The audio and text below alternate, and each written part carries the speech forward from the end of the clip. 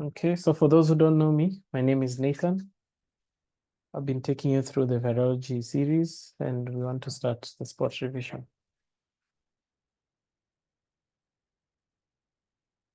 Okay. Hope you can see my cursor. Identify the above presentation. So what is the name of this presentation?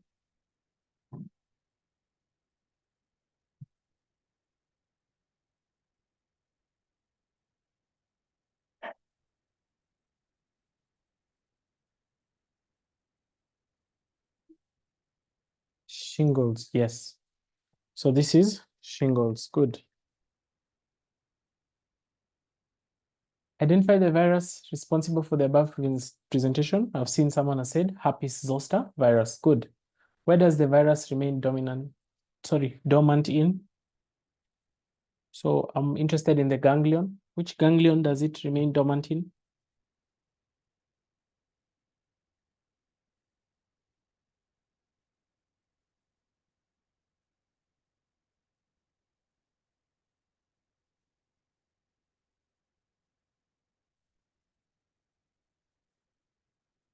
Trigeminal ganglion. Is this? Okay, yes, that is true. But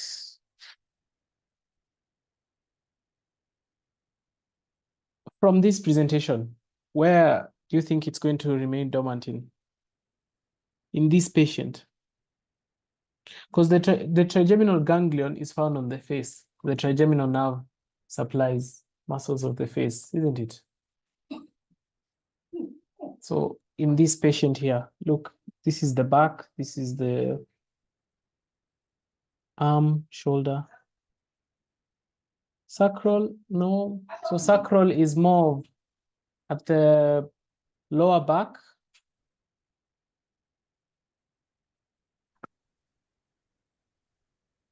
So basically, I just want you to say dorsal root ganglion. So all of those, you've given me examples of nerves, but the answer I was looking for is dorsal root ganglion. So it will remain dormant in the nerves so that supply this. So this is the back. So the specific nerve that is here.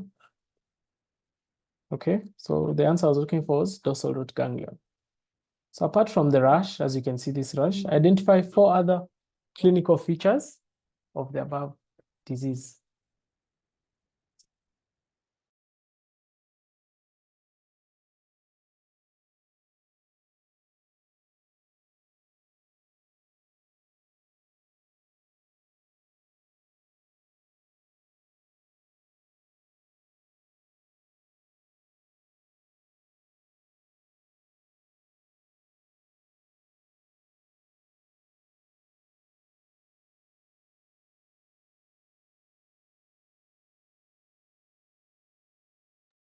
Any other clinical features of shingles? You know, when we're revising for this, we're not only revising for the spot, but also MCQs. You might be brought for a question where they ask the following are presentations in a patient who comes with shingles, except, okay, so you have to know.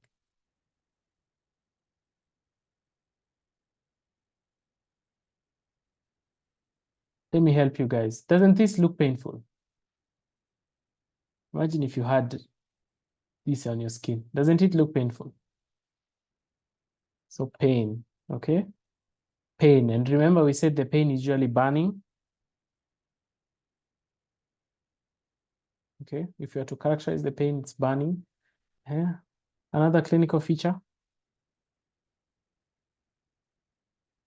What are the clinical features of a viral disease? The prodromal features that are not specific to shingles. We have mentioned them so many times. Fever, yes.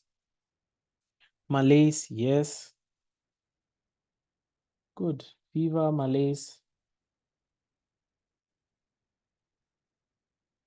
And then they also become itchy because they have a burning sensation. So it's burning in pain. Okay. Identify 2 other variants caused by the above virus. I remember when discussing herpes zoster, we mentioned two other variants. Variants or subtypes?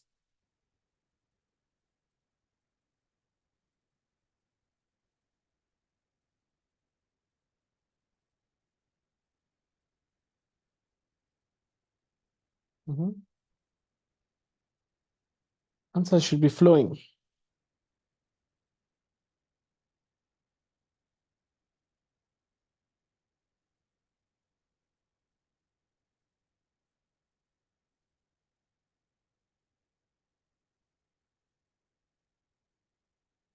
Herpes zoster, ophthalmicus, yes.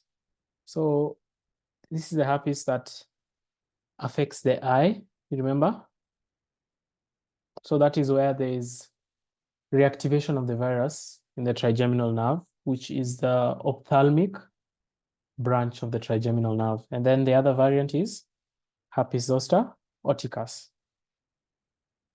Okay, so that's where the virus is hidden latent on the facial nerve root ganglion. Okay, you remember we called it Ramsay-Hunt syndrome? Okay, good. List 2 antiviral agents used in the treatment of this disease. So this you should be singing. Which antiviral agents are used in shingles?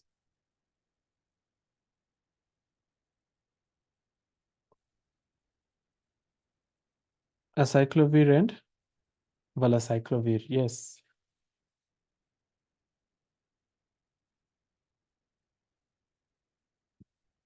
Okay, so here are the answers. We said shingles, the virus is herpes zoster, stays dormant in the dorsal root ganglion.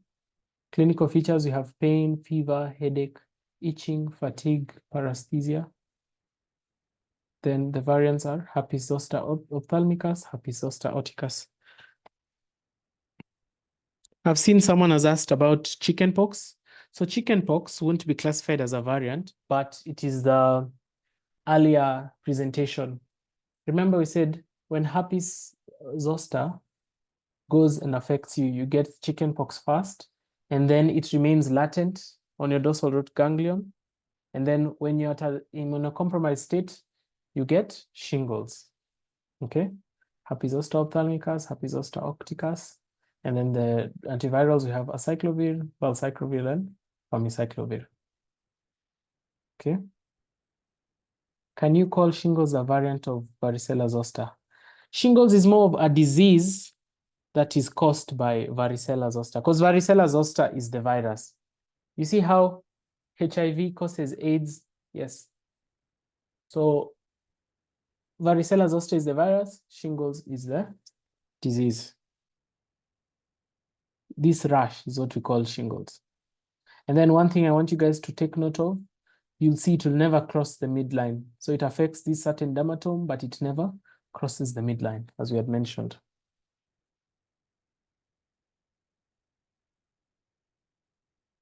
Okay, good.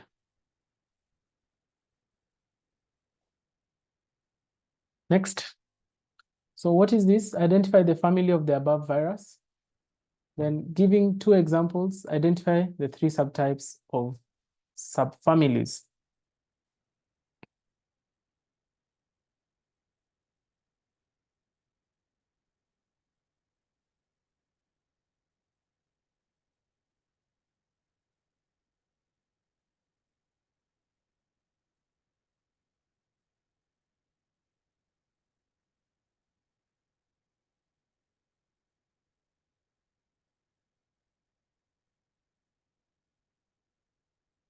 So pox virus, no.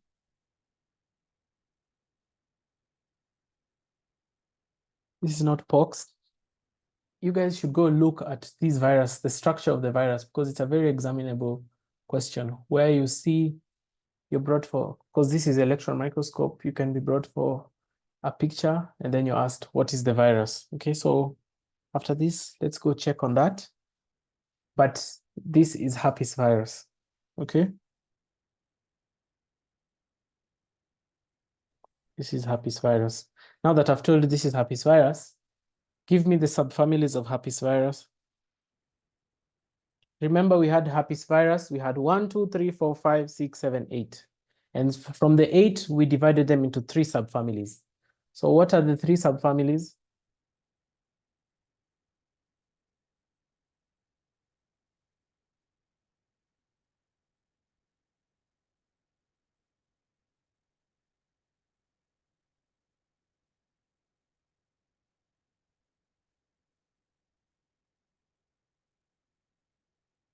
Alpha, beta, and gamma. Good. So for alpha, what are the examples of the types in alpha? HSV1, HSV2, and HSV3. Good. The first 3. And then beta?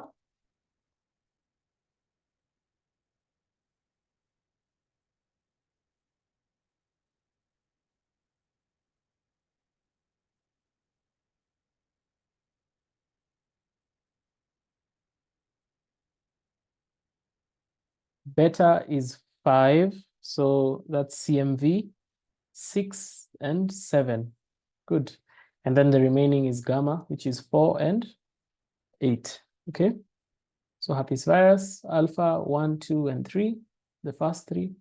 Then beta, 5, or CMV, cytomegalovirus, HHV6, HHV7, EBV, which is HHV4, and HHV8, which causes Kaposi sarcoma. Okay. Good. So you brought this picture, then you're told, identify the above presentation. This is a very common picture. They're going to bring for you this, and they ask you to mention the virus responsible for this presentation. So who's going to identify the presentation? Mention the virus responsible for this presentation. Then identify the inheritance pattern of the disease above. When I ask inheritance pattern, I think this you did in biochemistry. When you're told you have either autosomal dominant, autosomal recessive, X-linked, recessive, X-linked, dominant, okay? So how it is passed on.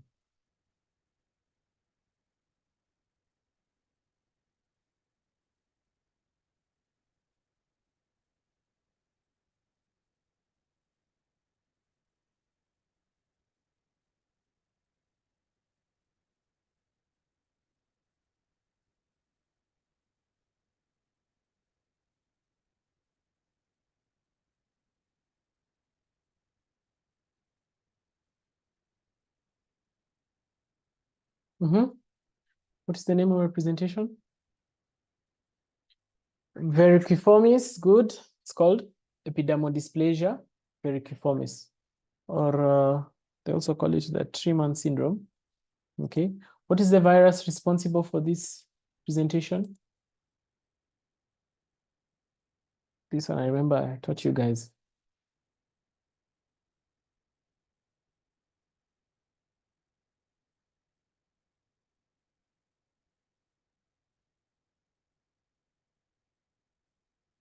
HPV, good. Inheritance pattern. So here you have a 25% chance of getting it correct. It's either autosomal recessive, autosomal dominant, X-linked, or maybe a Y-linked.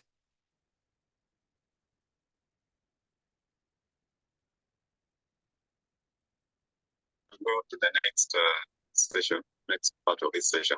Yeah, I'll give a chance to the voters, yeah, to the class recording.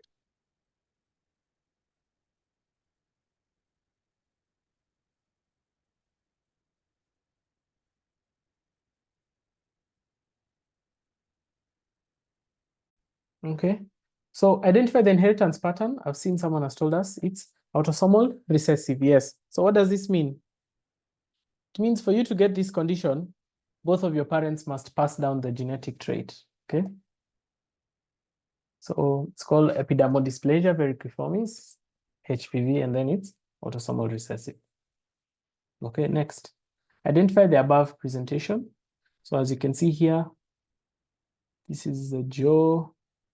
Looks like there's a mass here or a swelling.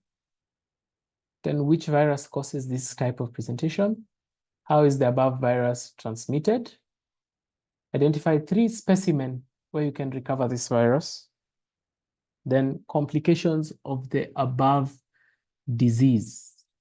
Okay, so answers on the chart. What is the virus?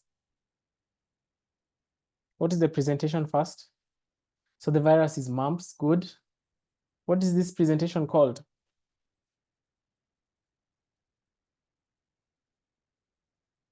Parotitis, or good. So parotitis or inflammation of the parotid gland.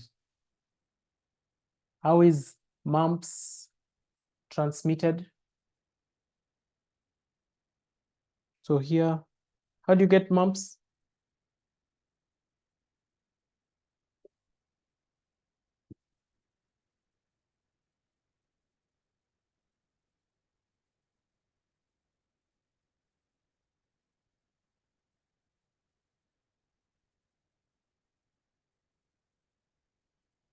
Respiratory droplets, yes.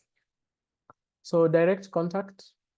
So if you sneeze and I inhale them, then airborne droplets, okay? Then 3 specimens where you can recover this virus. Remember, mumps causes systemic manifestations or systemic complications, as here is stated. So where can you recover this virus? Saliva is the first one, good. Urine, good. And finally, blood. Those three are the main ones. Then list 4 complications of the above disease. I want you to start with the most important ones. Remember, we have been mentioning them. We start with in females, in males, and then the ones that are common in all of them. On the 3 main ones, we have been singing all along since we started learning mumps. In females, what does it cause?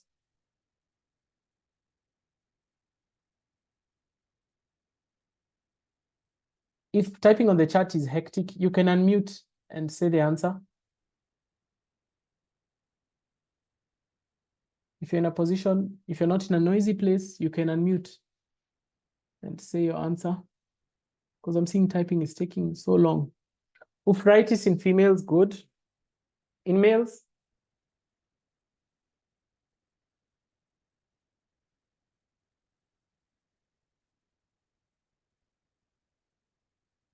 Orchitis, good.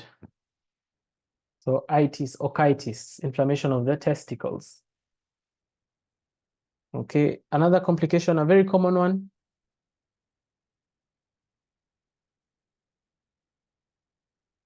Encephalitis, yes.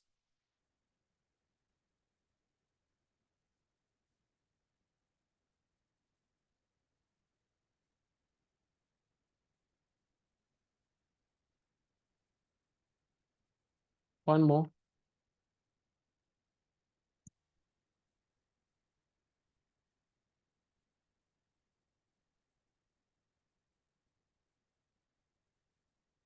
Pancreatitis, yes, that's the one I was looking for. Okay. So we have said mumps, parotitis, mumps, direct contact with contaminated saliva or respiratory secretions, airborne droplets. We said saliva, urine, and blood. Encephalitis, it can cause deafness, yes. Orchitis, which is inflammation of the testicles. Uveitis, inflammation of the ovary. Neuritis, GBS, Guillain-Barré syndrome. And then we have myocarditis, which is inflammation of the heart muscles. Pancreatitis, inflammation of the pancreas. Arthritis, inflammation of the joints. Uveitis. This is, if you know uvea, you remember in anatomy, structure in the eye. Okay, good. Identify the virus and its family. Then mention the functions of the, so as you can see here, there is the F protein and the HN protein, hemagglutinin protein. What are the functions of these 2 proteins? This one should be easy because look, it looks like a snake.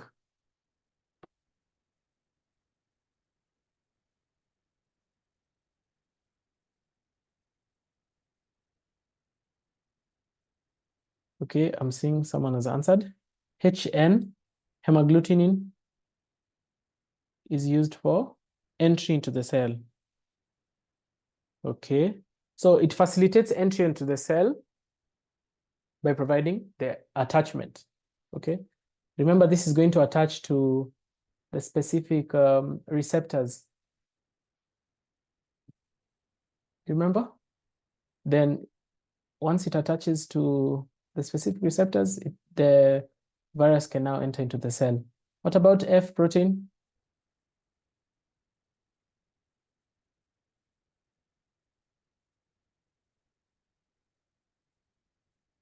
The virus is mumps, good, and the family is Paramyxoviridae.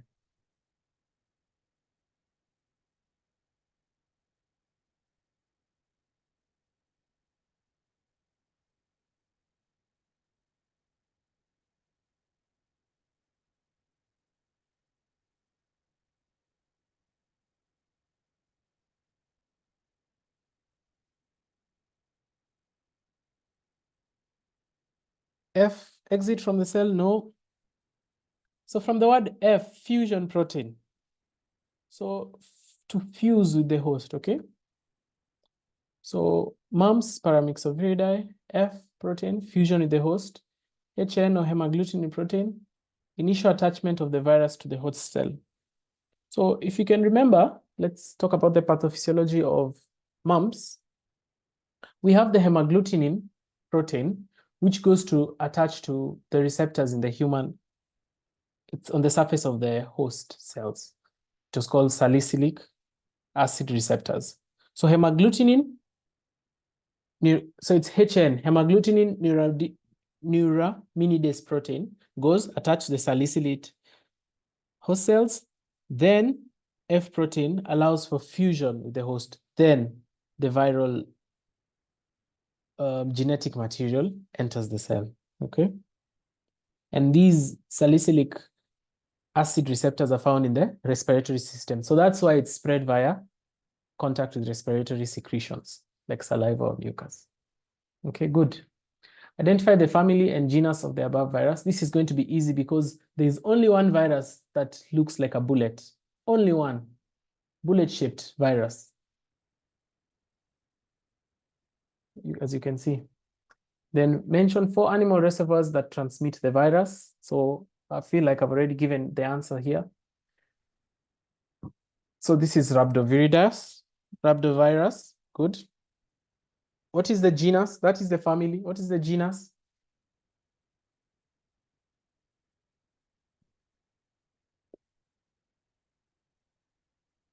Some can be answering these ones. Mention 4 animal reservoirs. You can be typing those. List 3 central nervous system symptoms caused by the virus, CNS symptoms.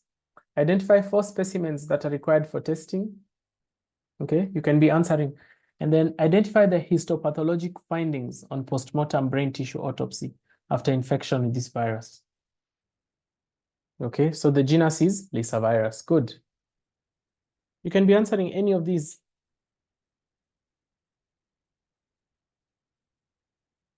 We have dogs, cats, bats. Good.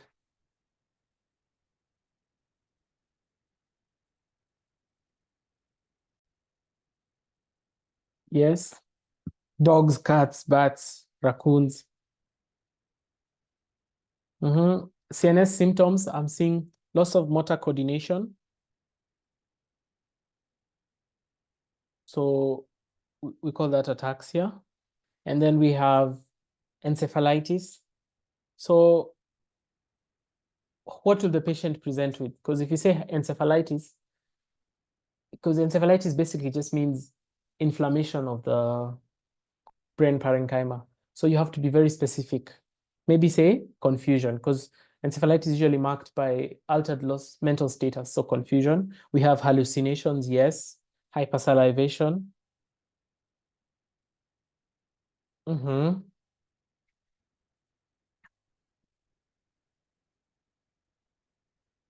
Aerophobia, yes. So they usually have hydrophobia, aerophobia. Good. Specimens and histopathological findings.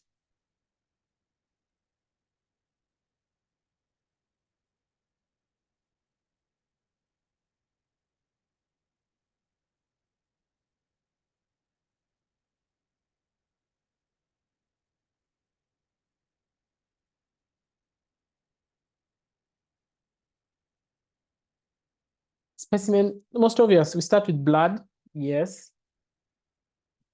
Another one. Saliva. Yes. Good. Another one.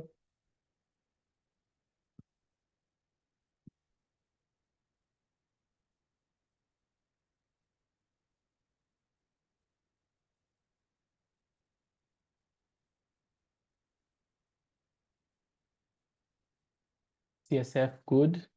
One last one. The skin. Good. What are the histopathological findings on postmortem? I remember I mentioned this.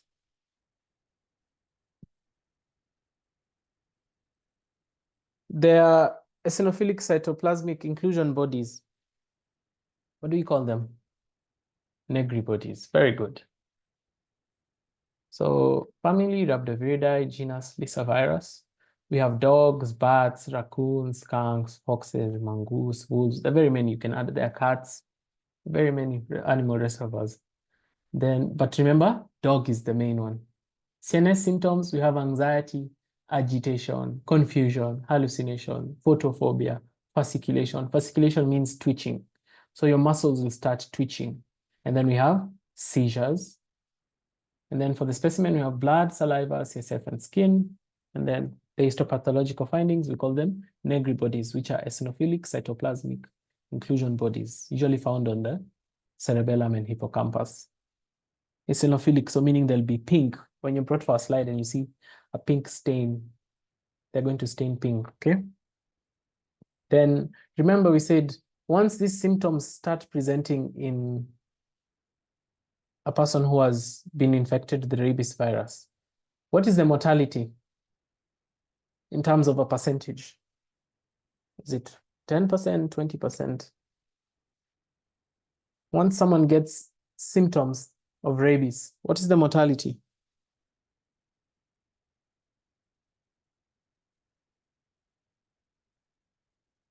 100%, nearly 100%. Yes, good.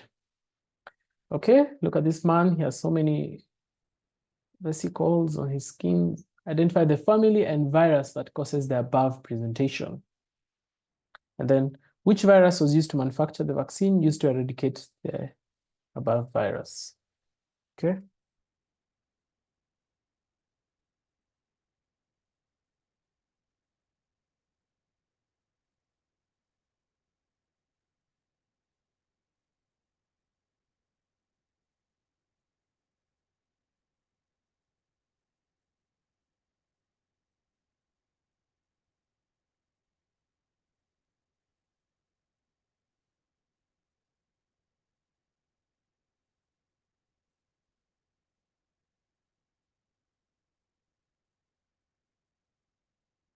So this is smallpox.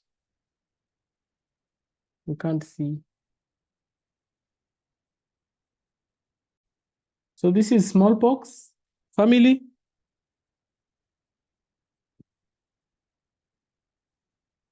So the family is poxviridae. Then what was the virus used to manufacture the vaccine?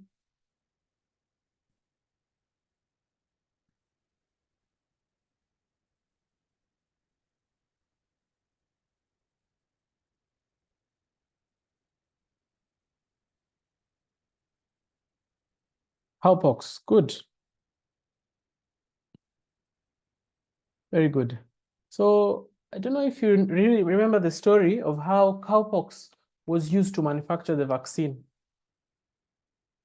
So at that time, smallpox was a pandemic. Picture it like COVID-19. Many people are getting infected, you know, because these things are spread via close contact, and many people are getting infected. But one thing is, one scientist observed that the milkmaid, so they were called milkmaid because they used to milk the cows, okay?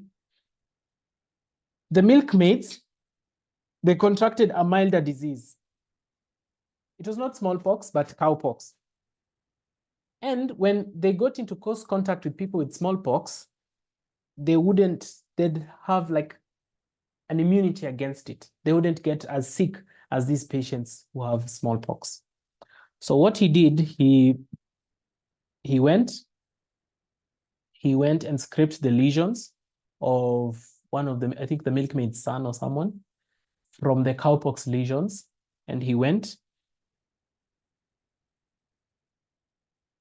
and inoculated someone with it.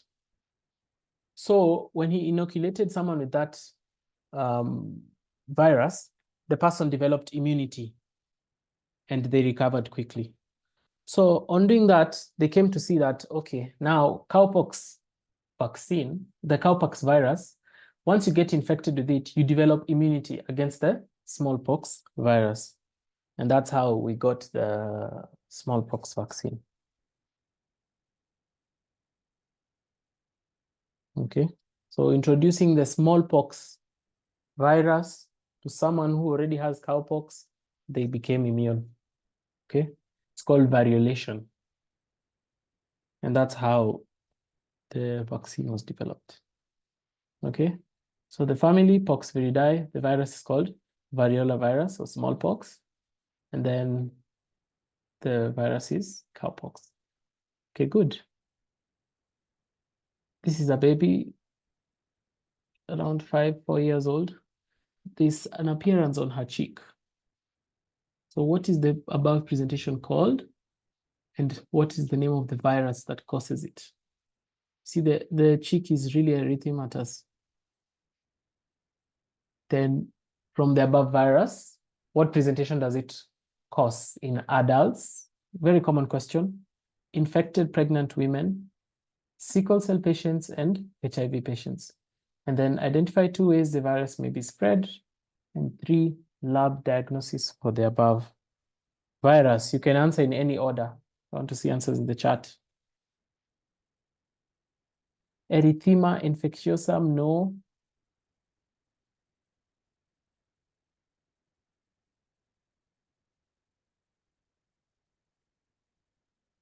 What do we call this? Let me give you a hint. When you slap someone on the cheek. Slapped cheek, yes. It's called a slapped cheek rash. Okay. What virus causes it?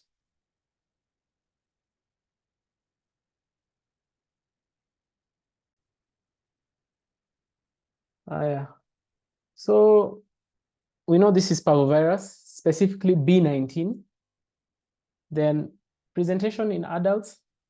So in adults, we have arthritis, very good. In sickle cell patients, aplastic anemia, yes. And then, yes, aplastic anemia in sickle cell patients. What about in pregnant women? What happens to their child?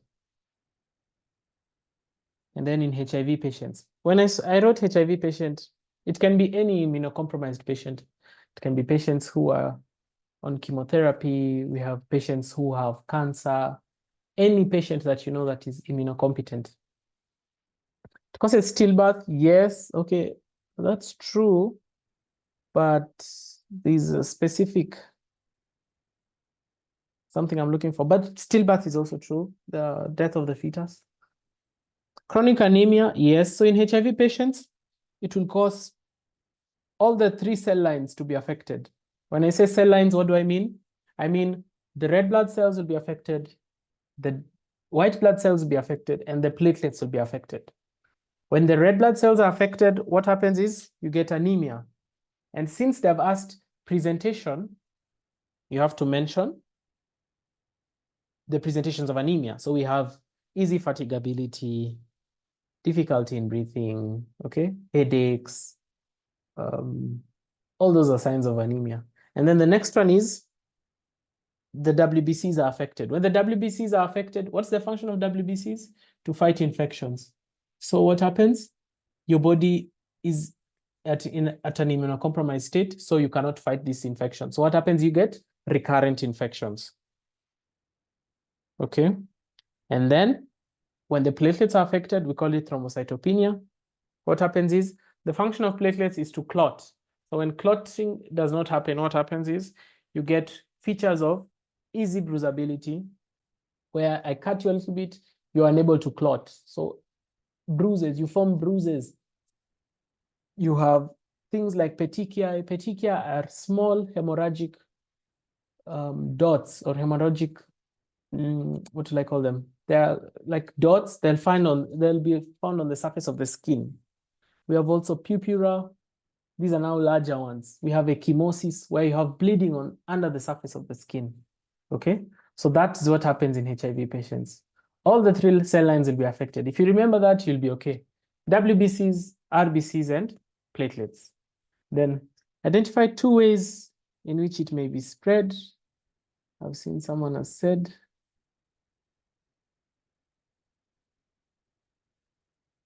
contact. Is it spread through contact? Feces.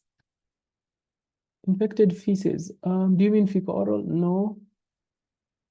Respiratory droplets, good, and vertical transmission. Very good. So mother to child. Okay. Identify 3 lab diagnoses for the above disease.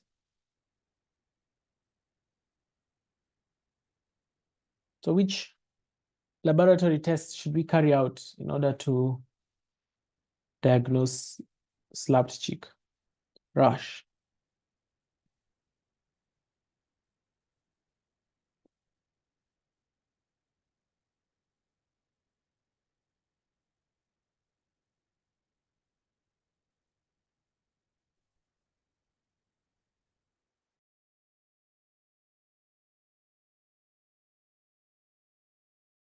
PCR, good. ELISA, good. And then we have IgG and IgM testing on serology, isn't it? We know IgG, G. IgG is for chronic infection. IgM is an acute infection. Okay. And then we have one more that you haven't mentioned. It's called IFA, indirect fluorescent assay.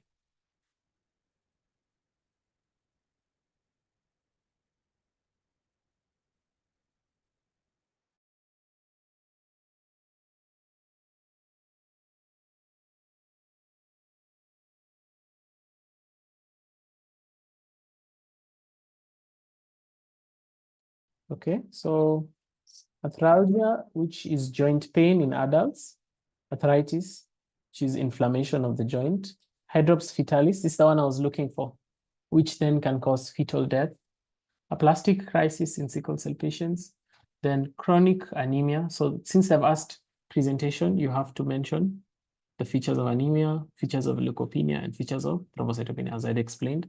Then 2 ways, we already know this, respiratory droplets and vertical transmission. Lab test, antibody testing, which is IgM and IgG, PCR, ELISA, immunofluorescent assay. Good. Okay. Identify the above disease and its causative agent. In which system does primary viral replication occur from the above virus? And then 4 other conditions, signs and symptoms of the above condition. So what is this?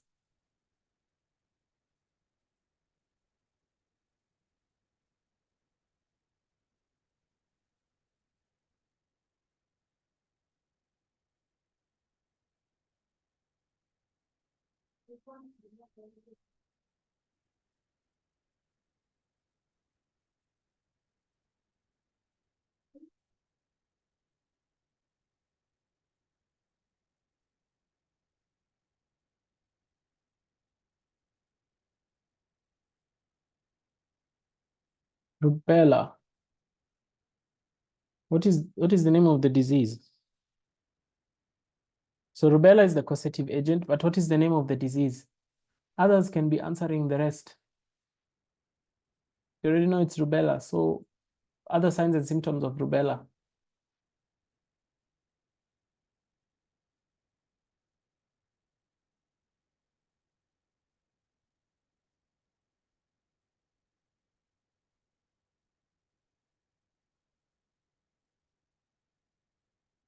Blueberry muffin rash. Okay, so that is the name of the rash. So as you can see here, why is it called blueberry muffin rash? Because of these spots. Can you see them? The lighting is poor, but if you are to zoom on them, they're bluish in color. And they spread from the face to the trunk, they also extend to the hands, fingers, okay?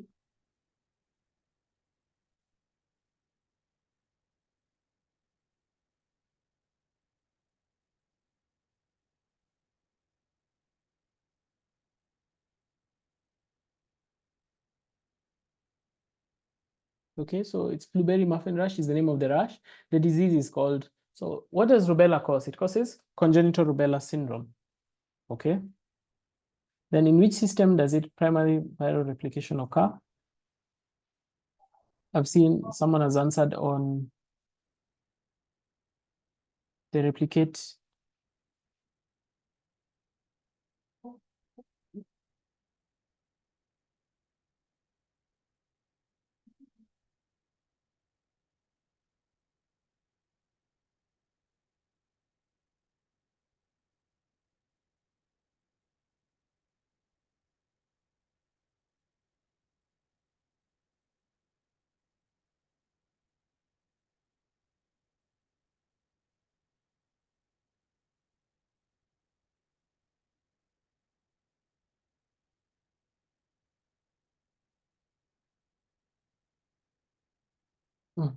So respiratory tract, okay.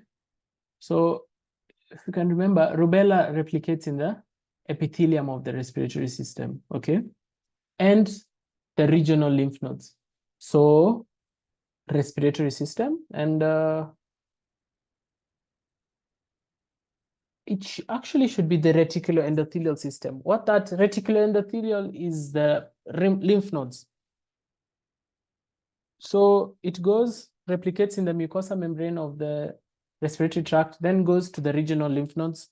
Then after there is when it can disseminate into the bloodstream, causing viremia. Viremia is when we have viruses in blood. Now it then goes to other tissues. Okay. So 4 signs and symptoms, I've seen someone has listed them. Glaucoma and cataracts, good. Remember, I said, when you hear the word rubella, there's a triad we think of. Cataracts, it affects the cardiac. So in terms of cardiac, we have PDA, patent ductus arteriosus. You can have a heart issue. And then the final one is, it affects your hearing. You'll have deafness.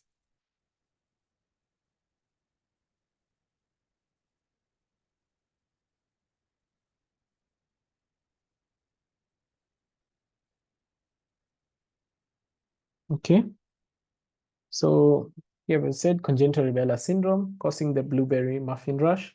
Agent is rubella virus. Replicates in the reticuloendothelial system and the respiratory system. It causes sensorineural hearing loss, ocular abnormalities like cataracts, glaucoma, and retinopathy. Cardiac abnormalities like pattern ductal arteriosus, PDA, and pulmonary artery stenosis. So here what happens is your pulmonary artery becomes narrower. That's what is called stenosis. Abortion, stroke, stillbirth. And then in the CNS, it causes mental retardation, hypotonia. Hypotonia means your muscles lose their tone, okay? So they become very flabby. You know what keeps your muscles strong is the tone. That is the tone, okay? So hypo means it is lower than usual. When we say hypertonia, we mean that it is rigid, you know? But when we say hypotonia, we mean that it's going to be flabby. Microcephaly, you have a very small head. And when you have a very small head, what happens is there's poor brain development. Then we have encephalitis, hepatosplenomegaly, anemia, and thrombocytopenic purpura. That is what is causing the blueberry muffin rash, the purpura. Okay, so have we understood this? Next.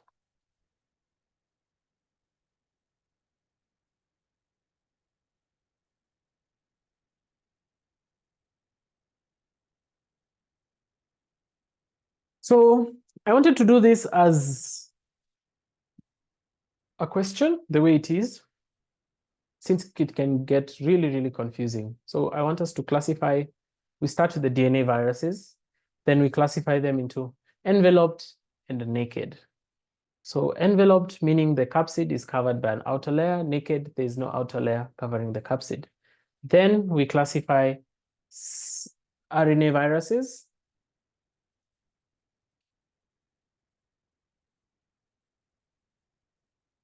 In terms of positive sense, we can either have single-stranded RNA, negative sense, single-stranded RNA, double-stranded RNA viruses, then retroviruses, RNA with reverse transcription, and then ambisense RNA virus. So, you know what? Just tell me what you guys know. Mention, like for example, I can start. Retrovirus, we know that one, everyone knows it. HIV is a retrovirus. Okay, you guys type. So for the viruses, you know, just type it there. An example of a virus.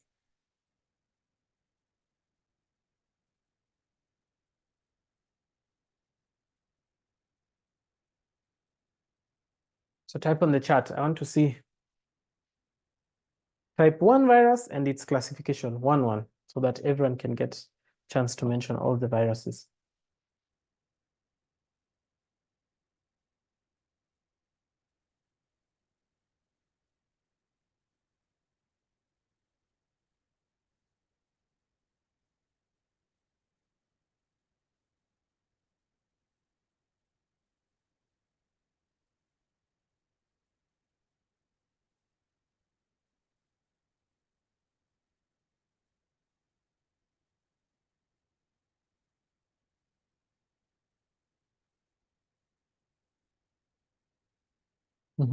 Let's see what you guys have said. So we have parvovirus, naked, single-stranded DNA.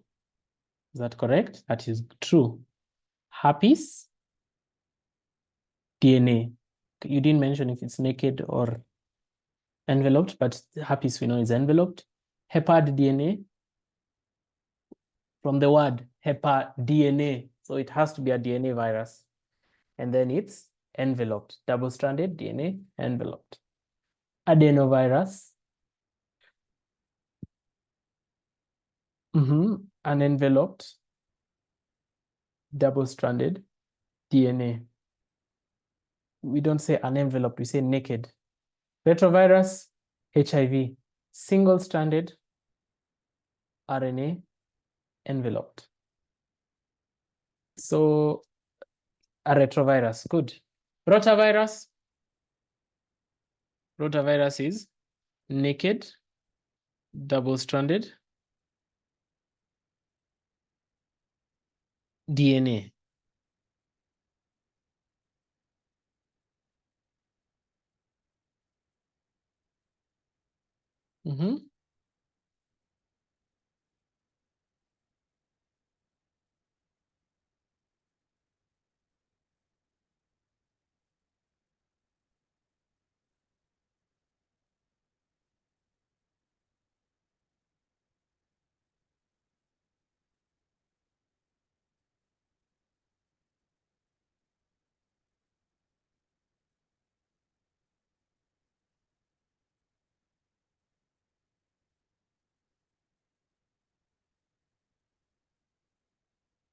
Is rotavirus DNA virus really? No.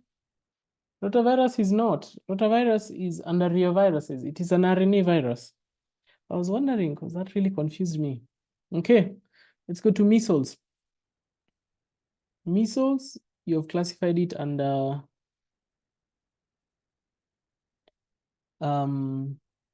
negative sense, single-stranded RNA. Is that true? That's true, yes. Papillomaviruses, so HPV, naked, double-stranded DNA. Yes, that's true. Polio. Polio is naked, single-stranded RNA.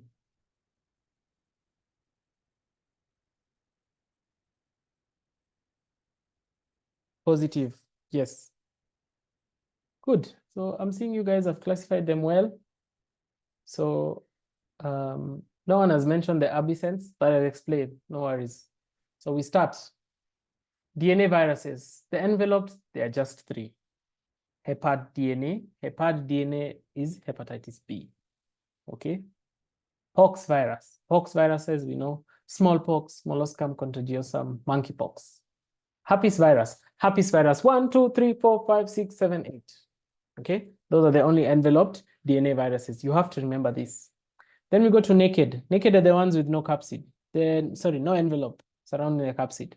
Parvovirus, most important, parvovirus B19. Okay. Adenovirus. Remember adenovirus, we said it causes gas. It affects all the systems. Gastroenteritis, it causes respiratory infection. So you'll have respiratory symptoms. In children, it causes acute hemolytic cystitis, where they'll present with hematuria. But remember, no fever. Remember we said that? Yes. Papillomavirus, this is HPV. We know HPV, it causes cervical cancer. And then for the other serotypes that are not oncogenic, or do not cause, that are benign. That was the word I'm looking for. That are benign. You remember them? 1, 2, 6, 11, and then 16 and 18 are the malignant one that cause cancer, high risk. While 1, 2, 6, 11 are low risk. Okay. Polymovirus. This is where someone mentioned, remember last week, JC, the JC virus, which causes PML, progressive multifocal leukoencephalopathy in HIV patients most of the time. Okay. And then those are the naked ones. And then let's go to RNA. So I remember someone was asking me, oh, what's the difference between positive sense, negative sense? They did not understand. So positive sense, these viruses have RNA that can directly act as mRNA and be translated into proteins by the host cell. So they do not require to be transcribed, as we're going to see in negative sense. So these viruses, when they just enter the cell, they can be infectious on their own. Okay, they don't require to be transcribed. So we start with picona. From the word picoRNA viridae. Okay, picoRNA viridae. We have polio. We have rhinovirus. Okay. We have Coxsackie virus. We have ecovirus. There are so many. These are just but examples. Flaviviridae. Remember these ones. These are the ones that are spread by mosquitoes. Dengue, Zika. We have West Nile. Okay. Yellow fever. Okay. Then corona, the most common, SARS-CoV-2, which causes COVID, and then MERS-CoV. Then we have negative sense. Now, for the negative sense, why it's called negative is because the viruses carry RNA that must first be transcribed into complementary positive sense strands before translation. What basically that sentence means is these RNA, they have RNA in them, but it has to be transcribed by the RNA-dependent RNA polymerase, which now will cause it to be mRNA. And then if it's already mRNA, it can now go and become infectious. Then it goes to the host cells, proteins are produced, then proliferation occurs. We start with Orthomyxoviridae. Orthomyxoviridae, remember, influenza virus. Okay. Paramyxoviridae, measles, mumps. Rhabdoviridae, rabies. Okay. Then double-stranded RNA. The only double-stranded RNA is rotavirus. I was wondering, someone was saying DNA. No. All the rest are single-stranded, except rotavirus. Okay. Then we go to retroviruses. These are RNA viruses that have reverse transcriptase. There are 2, HIV and human T lymphocytic lymphotrophic virus, HTLV. Okay. And then ambisense. Ambisense means these viruses have segments that contain both positive and negative sense RNA sequences. We have arenaviridae, which is Lissa virus, Junin virus, Bunyaviridae, Rift Valley, and hantavirus. Okay. So have we understood the classification? I'd want you guys to go through this, understand, and try and remember these ones. What I remember at my time, I used to remember is if you already know the enveloped DNA viruses, and you just know that in RNA viruses, all of them are either positive or single-stranded, except rotavirus, and then the rest you'll be okay. You can choose to either know the positive or the negative. Then you work backwards, you eliminate, okay?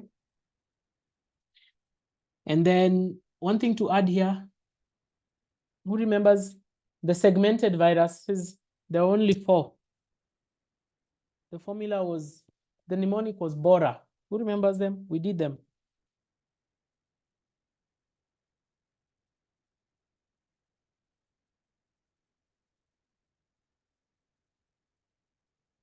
The segmented viruses.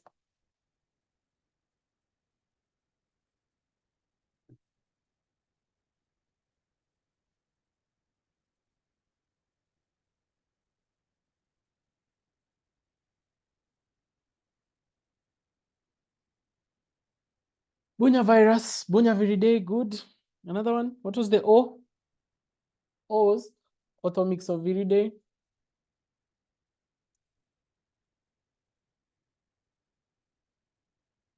And then Orthomyxoviridae is the influenza. And then the A was arenavirus. R was reovirus, which is rotavirus. And the A was arenavirus. Okay. They're all RNA viruses.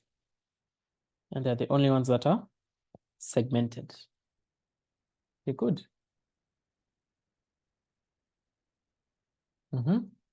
Identify the above presentation and the virus and the serotype that causes this presentation. So what are these?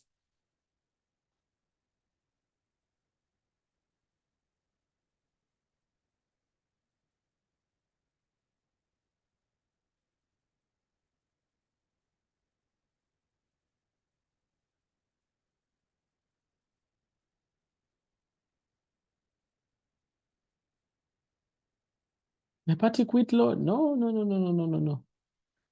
No, hepatic wheat load does not look like this.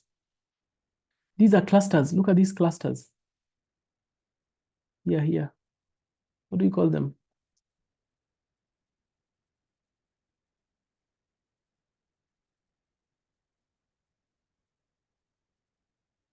Cutaneous warts, yes.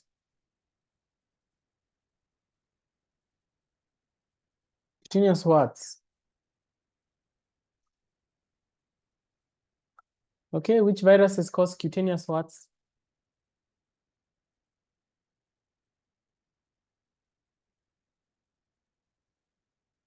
HPV, good. Which serotypes?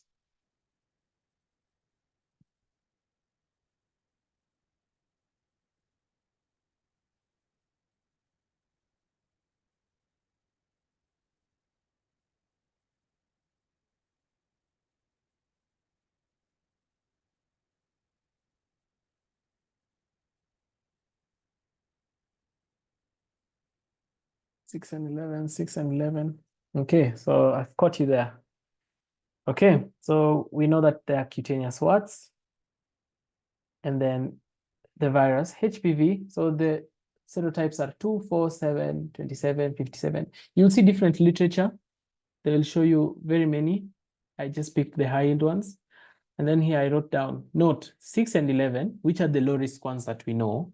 They cause mucosal warts rather than cutaneous warts. What this means is they're going to affect the mucosa. So you'll find benign anogenital warts rather than the warts that are seen on the surface of the skin. So they go for the mucosa. Okay. So I've seen only one person got it. 1, 2, 4, 7. Yes, those ones are the ones that cause the cutaneous warts. But if you brought a picture, then you see warts, anogenital, so extending from the anus can go up to the labia majora, labia minora, the penis. When you see those ones, those are 6 and 11, but they do not cause the malignancy. And then there are some that you're going to see 16 and 18. Those are the ones that are associated with cancer. Okay. But you can only know if you go, scrap, put it on a microscope, observe. That is what you call taking a biopsy. Okay. So have we understood? Cutaneous warts, 2, 4, 7, 27, and 57. Okay, good. Identify the family, genus, and species of the virus that causes the above presentation. Then outline the route of transmission. Identify the main specimen that is used in diagnosis.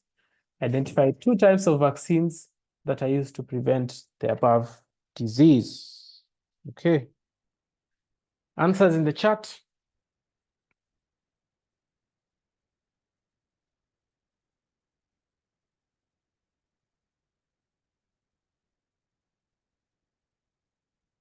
Pick corner. Pick corner. Genus, enterovirus. Good. Species, polio. Good. That's a very nice classification. Likes the order. Route of transmission, fecal-oral. Very good.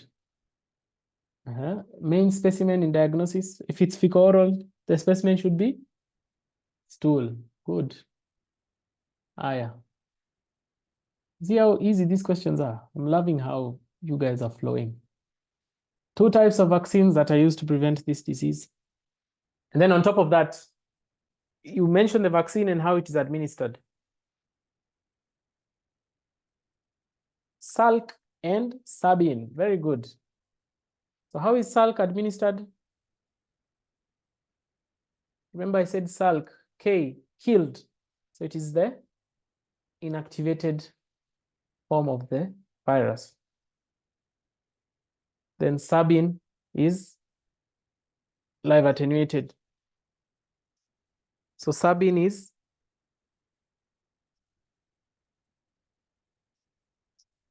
Salk is intramuscular. Okay. Then Sabin is live attenuated. Oral. Good. I'm loving that. Okay, so family picona, enterovirus, polio, fecal-oral, stool, Salk vaccine, intramuscular. Remember I said the K is for killed. So killed vaccine, inactivated vaccine, intramuscular. Sabin, oral, live attenuated vaccine. Okay, good. Yes, identify the cause of these painless lesions. These are lesions found on the chin area, and they're painless. What is this? In fact, this is the picture will be brought for an exam. Very specific for a certain disease.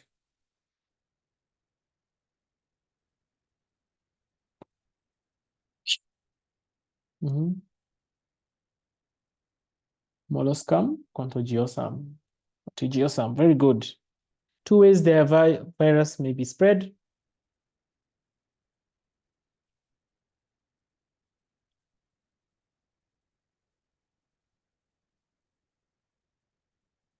Pox virus. How will pox virus spread? Poxviridae.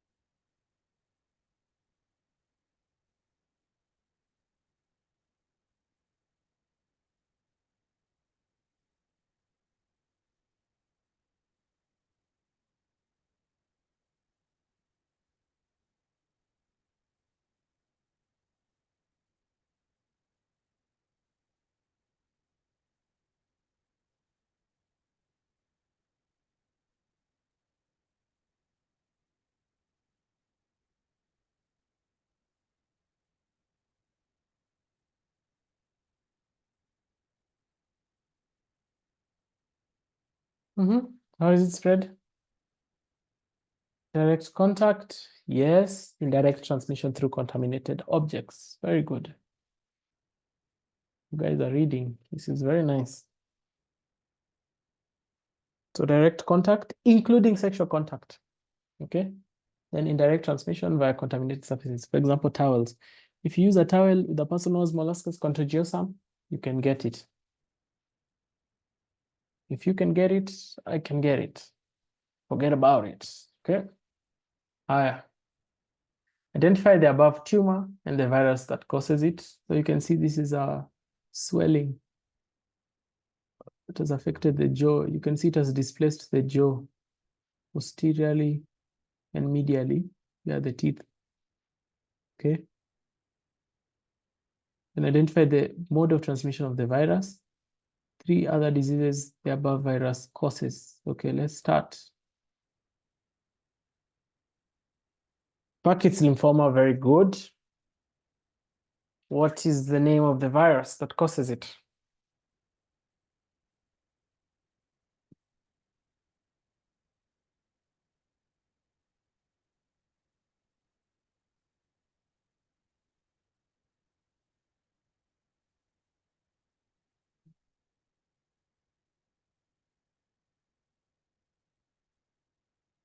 Epstein-Barr, EBV, or HHV4. Good. Route of transmission, and then other diseases.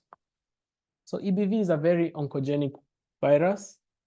It mainly causes 3 types of cancers or 3 types of malignancies. So we have Burkitt's lymphoma is the first one. Identify the other 2. So mode of transmission, we have saliva, nasopharyngeal carcinoma, very good. Another one.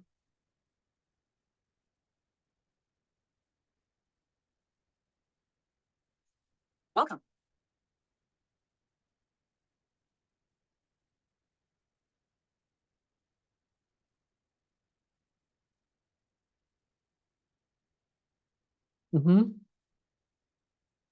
Harry. Leukoplakia, very good. Hodgkin's lymphoma.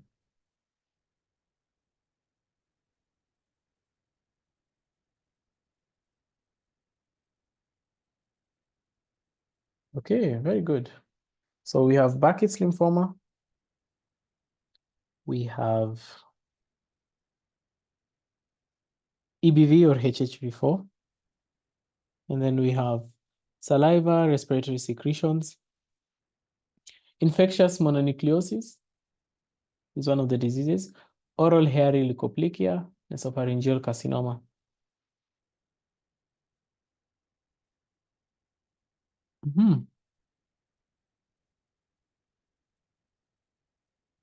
Okay, very good.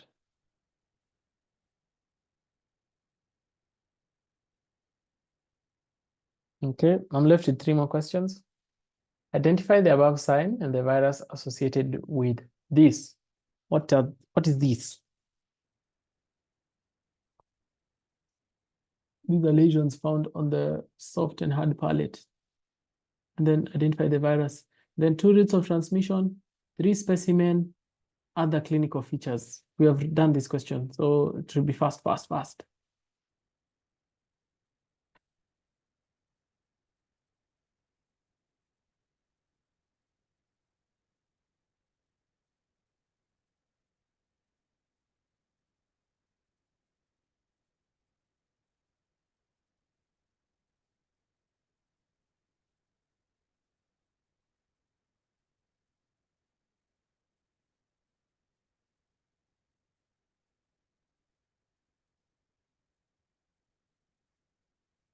Okay, I'm seeing someone is asking about infectious mononucleosis here. So yeah, infectious mononucleosis is a disease that is caused by EBV.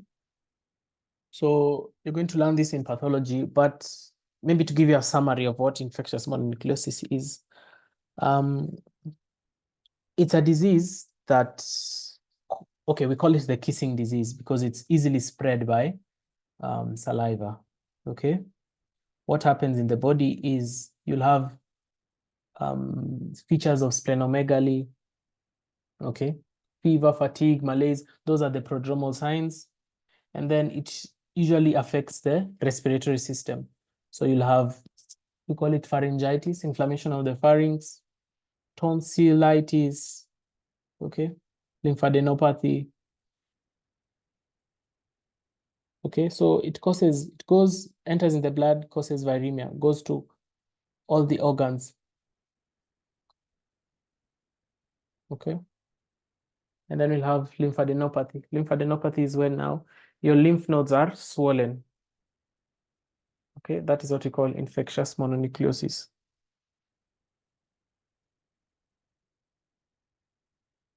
Okay, so the above sign, I've seen someone has mentioned it.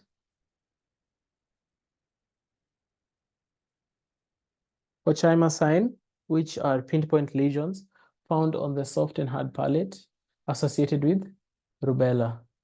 To transmission, we had said respiratory droplets and vertical transmission. Specimen we had it mentioned. For the clinical features we had mentioned. Okay. Specimen.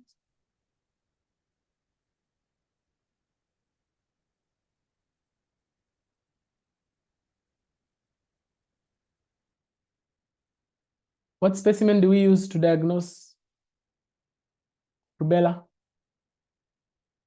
Skin. What are we looking for in the skin? Not really. How is it, for you to understand this specimen so that you don't cram, you ask yourself, how is this disease spread? So we know rubella is spread via respiratory droplets. So we have to have saliva, we have, so you take a nasopharyngeal swab, very good, okay?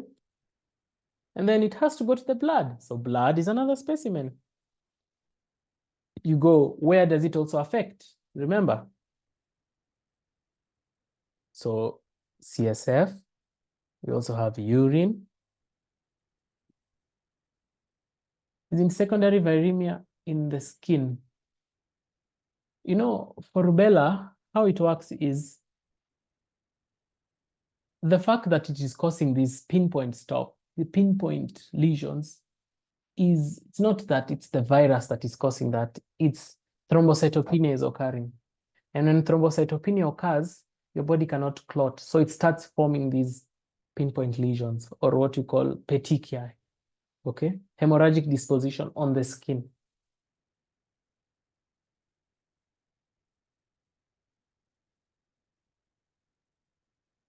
Okay? So it's not that the virus is on the skin. And clinical features we had mentioned. Ochaimer sign, pinpoint lesion, rubella virus, respiratory droplets, transplacental. Nasopharyngeal swab, urine, CSF, blood, cord blood. So this is blood, cord blood, from the word cord blood. Where do you think this blood is?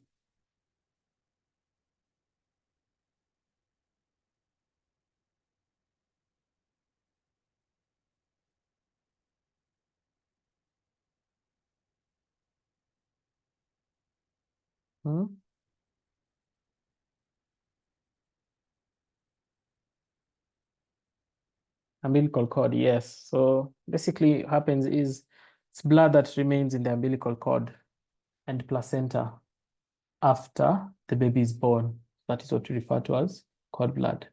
Then clinical features, fever, anorexia, headache, pharyngitis, conjunctivitis, tender lymphadenopathy, maculopapular rash. Okay, so those are features of rubella. Okay.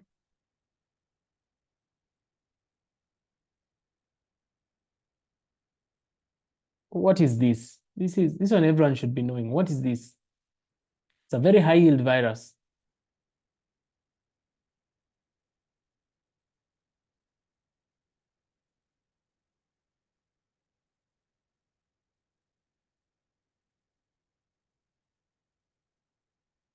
HIV, good.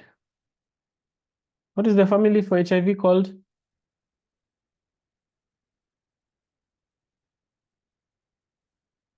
So that's an R. Retroviridae. Very good. We go. Let's label. So in HIV, you have to know everything. They'll bring this picture in exam. If it's an MCQ, they can label part C, and then they ask you the function, or they give you E function, A function, like that, like that, like that. Or what they do is, if it's an MCQ, they put it like this, and then they write C like that. So you're asked which one is not true. So they'll label the true ones, then one of them will be false. So you have to know HIV head to toe. You have to know. Everyone label what they know. You might be knowing A, I might be knowing B, C, D, until H. I. Okay, let's start. A, GP120. Good. B, GP41. Good. So GP120, GP41. Good. C, P17. Good. Here's the covering. P17. Good.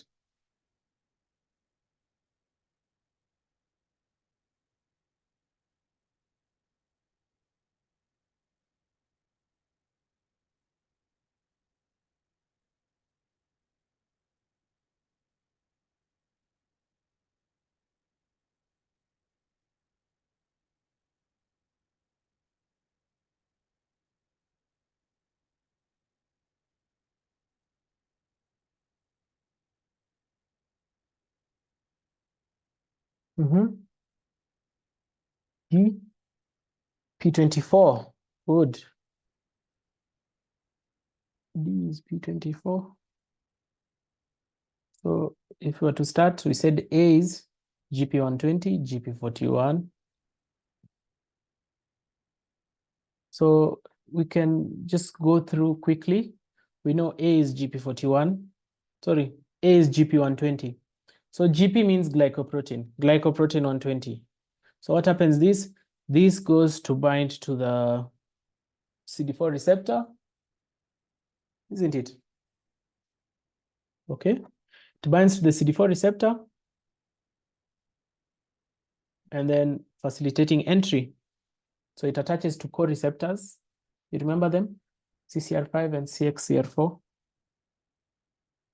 Okay. And then B, what is B? B is GP41 for fusion purposes. So it has to fuse.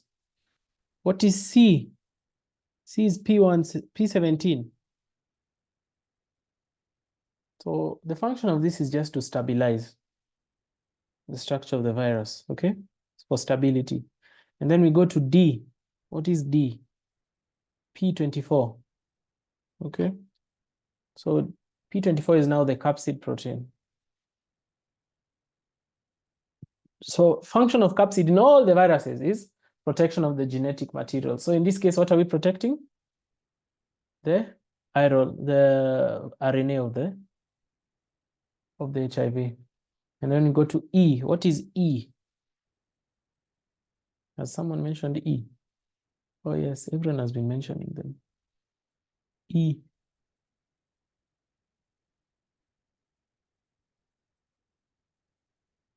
E is reverse transcriptase. Okay, we know the function of reverse transcriptase.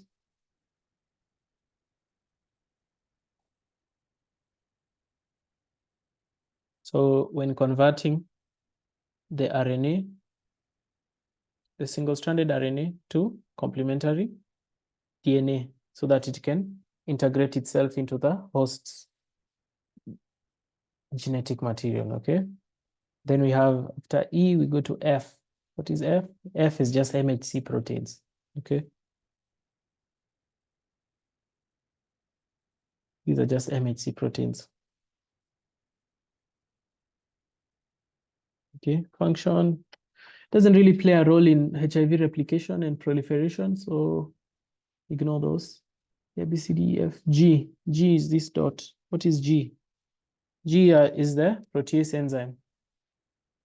Function of the protease enzyme is to cleave.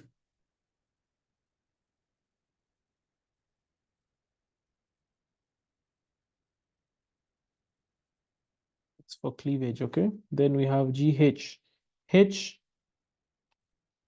So H is now the genetic material, which is the RNA, isn't it? What is the function of RNA? This is the template. Okay, it has genetic material for the viral proteins, and it's also a template for reverse transcription. Okay. So remember, when reverse transcription occurs, why is it called reverse transcription? Because we are going from RNA to DNA. Okay. And then GHI, I, the final one, is integrase enzyme. Okay.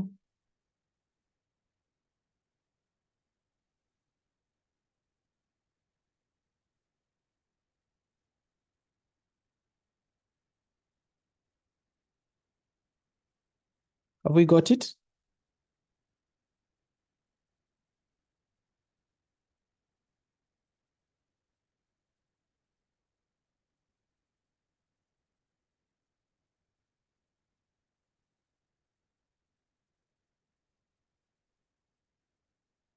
So in HIV, you have to know all this. Okay.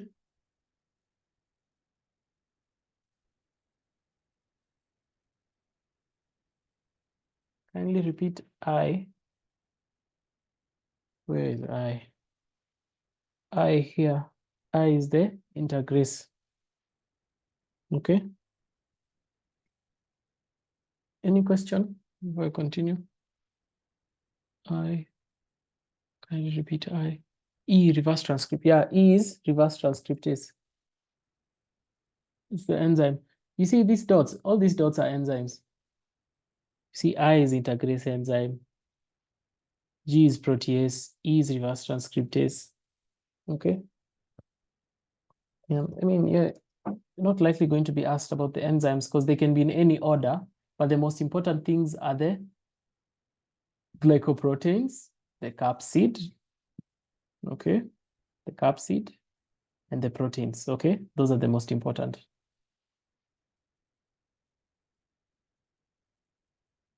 How can you differentiate between integrase and protease in a diagram? As I'm saying, very unlikely they're going to ask you the proteins, but okay. One thing about transcriptase, it is found on this RNA. See, we have said, what have we said? Where is H? What have we said H is? H is the RNA. So reverse transcriptase usually attached to the RNA. Okay. For I and G, you cannot differentiate them. For integrase and G is protease, you cannot differentiate them because they are found inside the capsid. So most important, it may be reverse transcriptase, but for the rest, you have to know that, okay? So don't fret about these proteins. Fret about the outer covering, the inner one, and the capsid, and the RNA. Okay, mention the ligand, cellular receptor, and co-receptors. So on exam, they can bring you this picture, then they ask you, identify the ligand. What will the ligand be? GP120, good. So which is labeled by A. So A is the ligand. Good. Cellular receptor, I had mentioned CD4. Co-receptors, CCR5 and CXCR4. Those are found on the surface of the host. And then 4 routes of transmission of HIV. This one everyone should be singing. There are about 10. Let's go. I only want 4.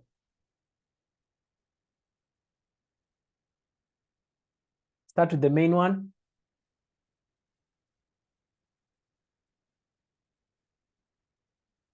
Sexual contact. Very good. Next. Contact with infected bodily fluids.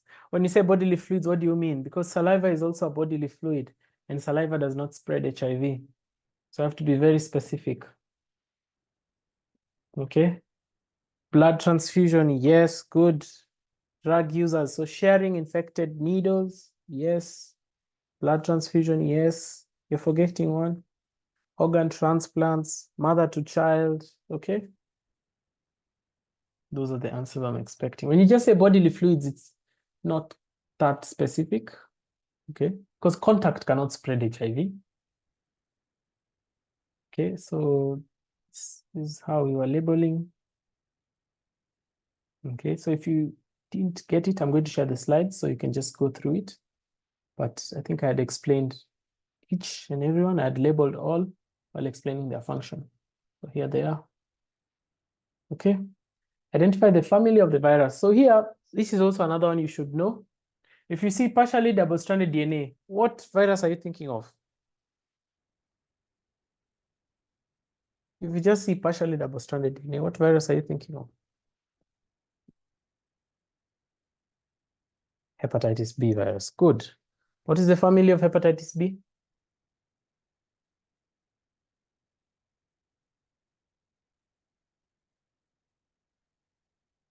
HepaDNA virus. Hepadna. That's how you know it's a DNA virus. Okay, routes of transmission, similar to HIV. Anything that transmits through HIV is similar to this, okay? So we said sexual contact, needle sharing, transplantation, mother to child, organ transplant, blood transfusion, all those similar. 4 clinical features of the acute infection of this disease. And then drugs, which is also important. And then outline 3 viruses that can occur during a co-infection. Okay, which one do you want to start with?